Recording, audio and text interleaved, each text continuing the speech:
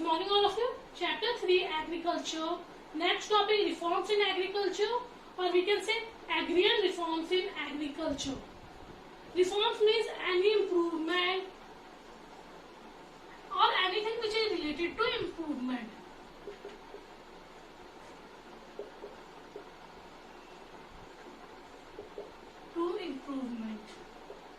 So there are some reforms like technical reforms, or we can say institutional reforms in Indian agriculture.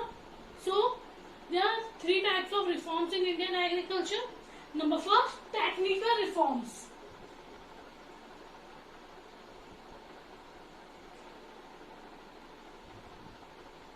Number second, institutional reforms. And number third, general reforms.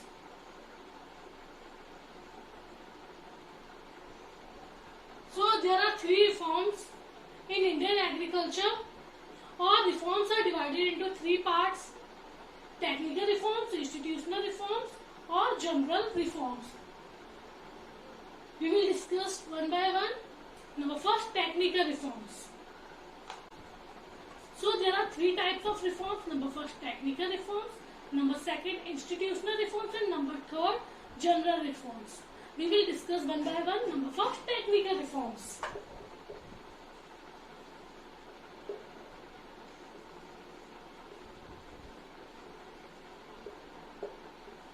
So reforms which are related to techniques. Techniques में changes आ रहे. कोई अच्छी technique का use किया जा रहा है, traditional techniques को रिमूव किया जा रहा है, तो उसी को हम क्या कहेंगे? Technical reforms. Number first, use of high yielding variety of seeds.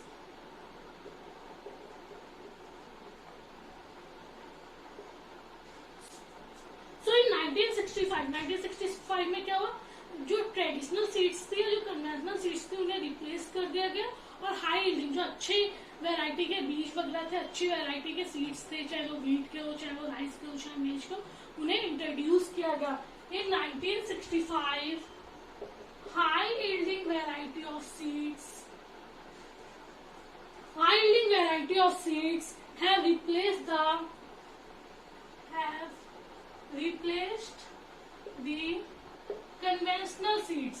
Conventional means पुराना या ट्रेडिशनल. तो जो 1965 में क्या हुआ? जो अच्छी वैरायटी के सीड्स थे, उन्होंने किसे रिप्लेस कर दिया?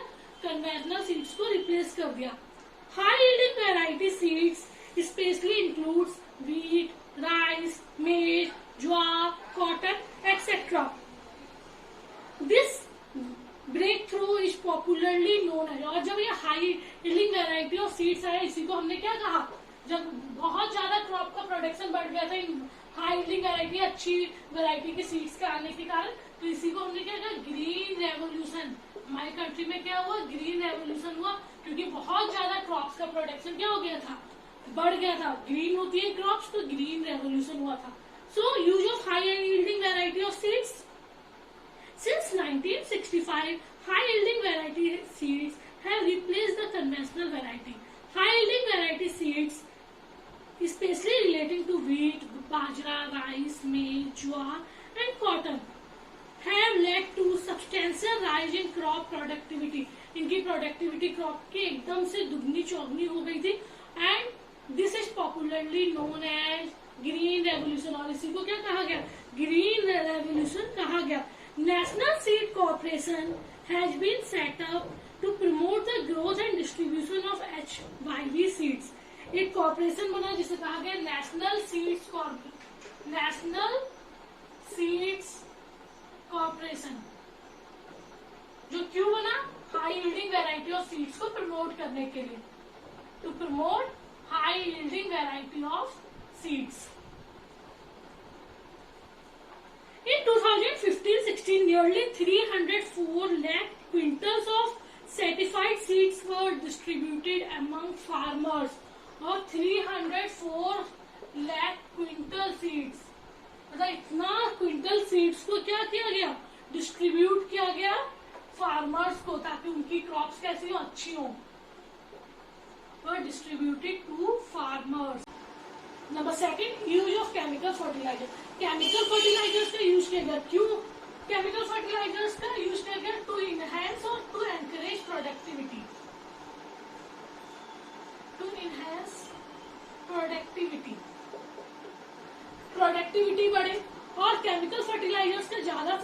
किया गया है ताकि प्रोडक्शन बढ़ सके। और केमिकल फर्टिलाइजर्स का जो यूज था वो धीरे धीरे क्या हो गया, टाइम टू टाइम में, पीरियड टू पीरियड बढ़ता गया।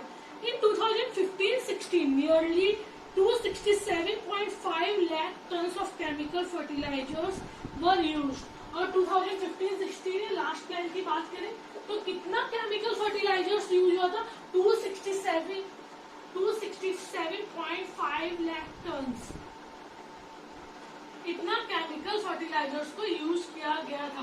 तो केमिकल फर्टिलाइजर्स एक तरह से खाद वगैरह, खाद को यूज किया गया था ताकि प्रोडक्टिविटी ज्यादा से ज्यादा बढ़े, और पीरियड या फिर आप बोल सकते हैं पर ईयर इसका जो केमिकल फर्टिलाइजर्स का यूज था धीरे धीरे बढ़ता गया। 2015-16 में 267.5 लाख टन केमिकल फर्टिलाइजर्स का यूज किया गया। Clear.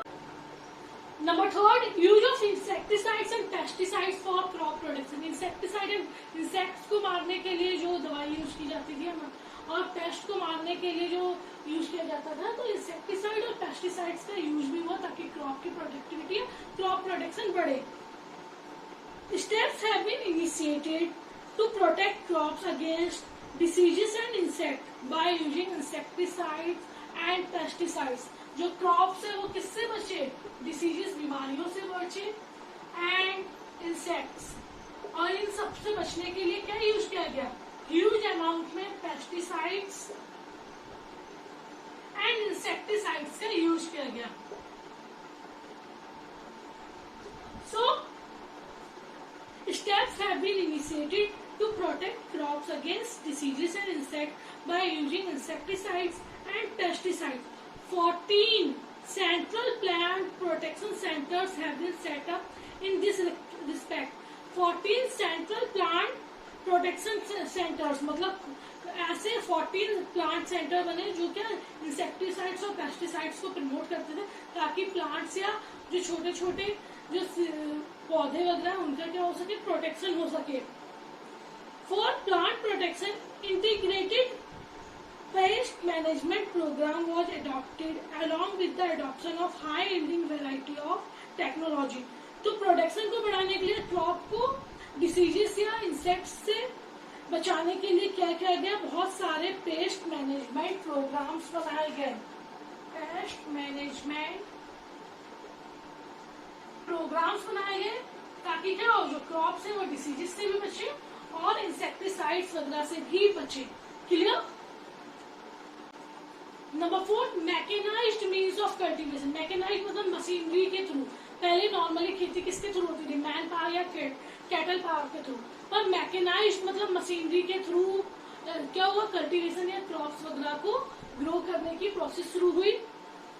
Several measures have been taken to spread the use of mechanized means of cultivation to enable the small farmers to buy agricultural machine। Cheap credit facilities are provided by small and marginal farmers agency, cooperative society, RRB and commercial banks। तो farmers mechanised machines का use कर सके तो उसके लिए क्या किया गया, चीप क्रेडिट फैसिलिटी, सस्ते रेटों में लोन दिया गया फार्मर्स को। Facilities were provided to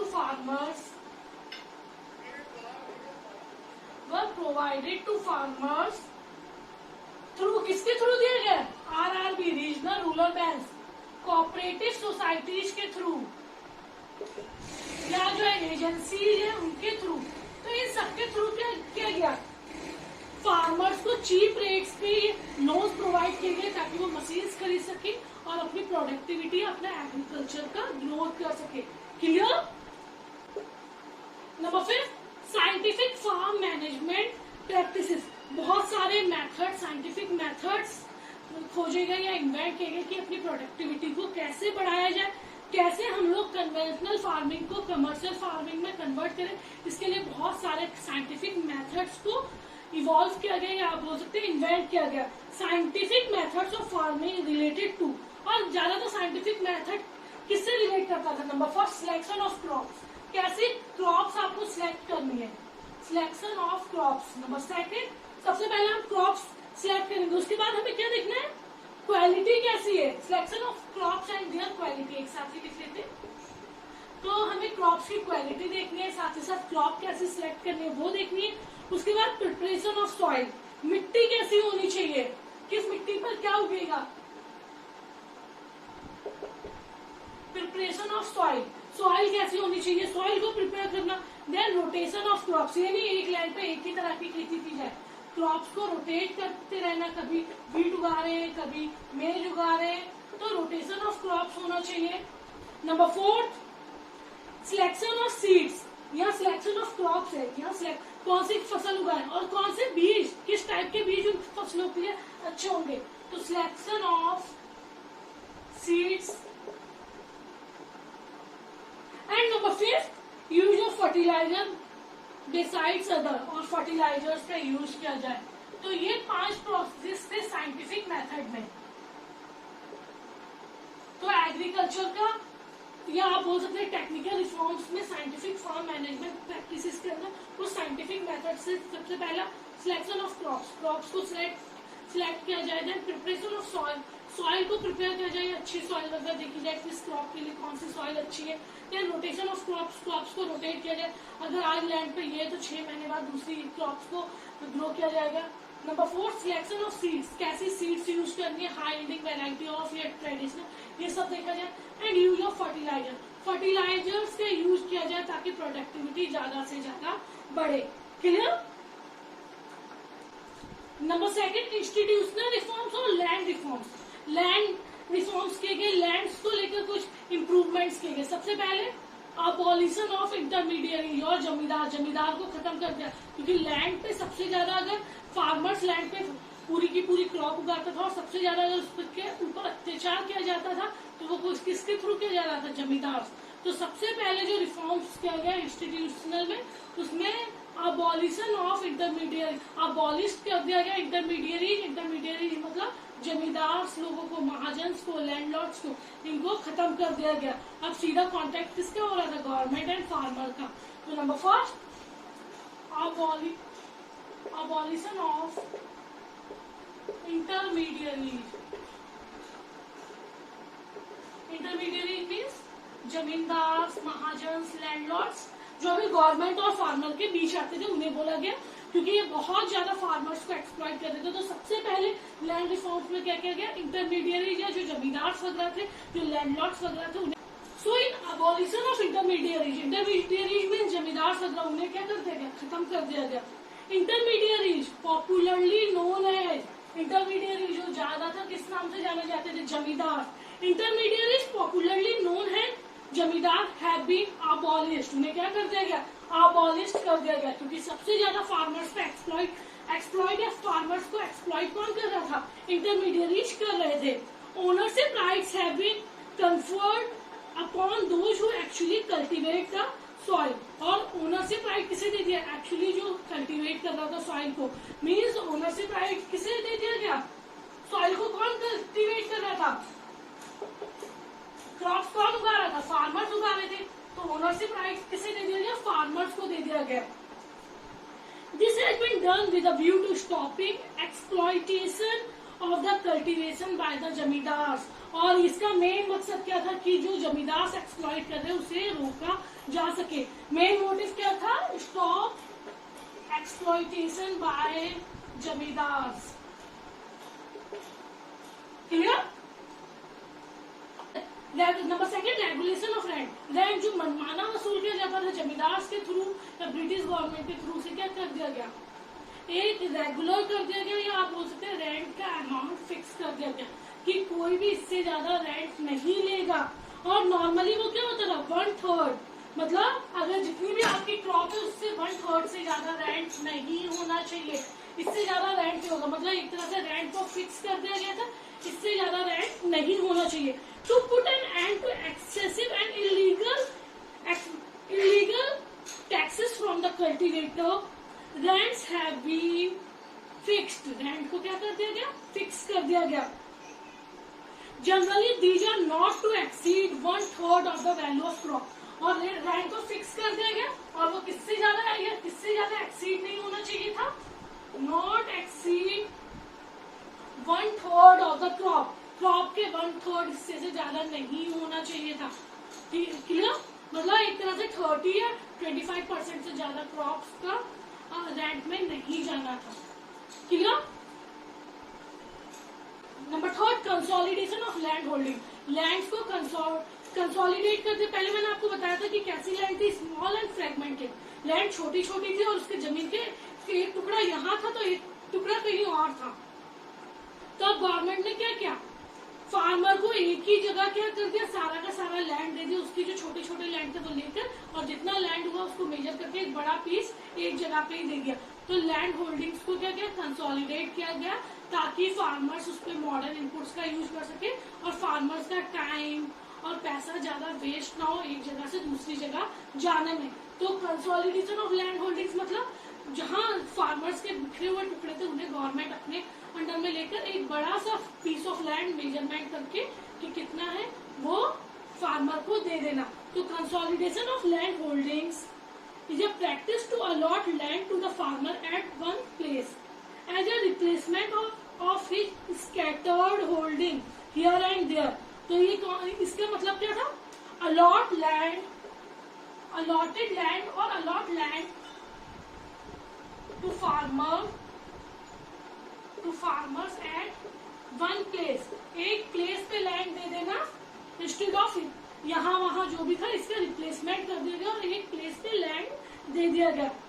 it saves the cost of cultivation. इससे बहुत खर्चा बचा, यहाँ जाने आने का खर्चा बचा, ऊपर से मॉडर्न इनपुट्स यूज किए गए तो प्रोडक्टिविटी बढ़ी। तो it saves cost of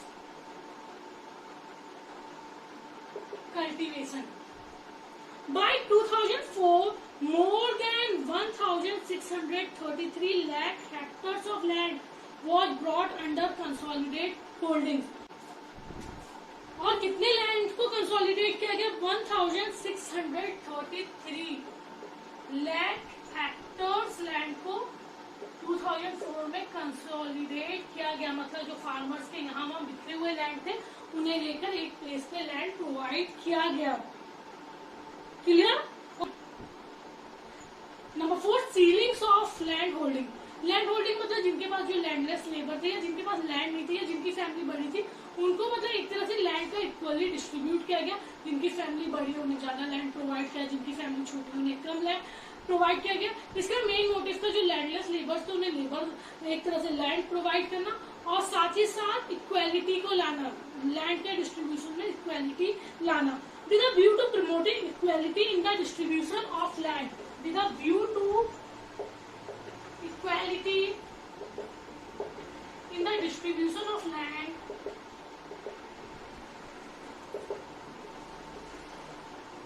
with a view to equality in the distribution of land, ceiling has been imposed on the holding side। Ceiling has been imposed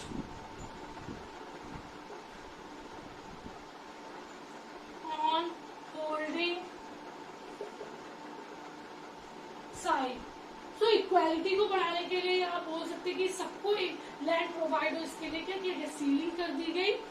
Ceilings on holding is the maximum size of cultivate land holding that an individual or family can own। The surplus land has been resumed by the government and redistributed among smallholders or landless laborers। Seal कर दिया गया, जिसकी जितनी जमीन है मतलब equally land का distribute कर दिया गया। और सरप्लस अगर लैंड बच जाती थी तो लैंड उन लोगों को प्रोवाइड की जाती थी, जो सरप्लस लैंड था उन लोगों को प्रोवाइड की जाती थी जो लैंडलेस लेबरर्स थे, जिनके पास खुद की जमीन नहीं होती थी, या स्मॉल फार्मर। स्मॉल फार्मर्स क्या होते हैं, जिनके पास 2 हेक्टेयर से कम लैंड होता है। तो लैंडलेस लेबरर्स को दी जाती थी या स्मॉल फार्मर्स को सरप्लस लैंड, जो लैंड बची थी वो किसको दे दी गई, या तो लैंडलेस लेबरर्स को दे दी गई या स्मॉल फार्मर्स को प्रोवाइड कर दी गई। Number 5, cooperative farming. Cooperative farming means एक तरह से जो फार्मर्स उनके बार्गेनिंग कैपेसिटी बढ़े। फार्मर्स क्या होता था पहले, जमींदार को सस्ते रेटों में क्या कर देते थे, अपनी फसल बेच देते थे। मेन था स्मॉल जो फार्मर्स है उनकी बार्गेनिंग जो पावर है उसे एनकरेज करने के लिए कोऑपरेटिव फार्मिंग को बनाया गया। To enhance the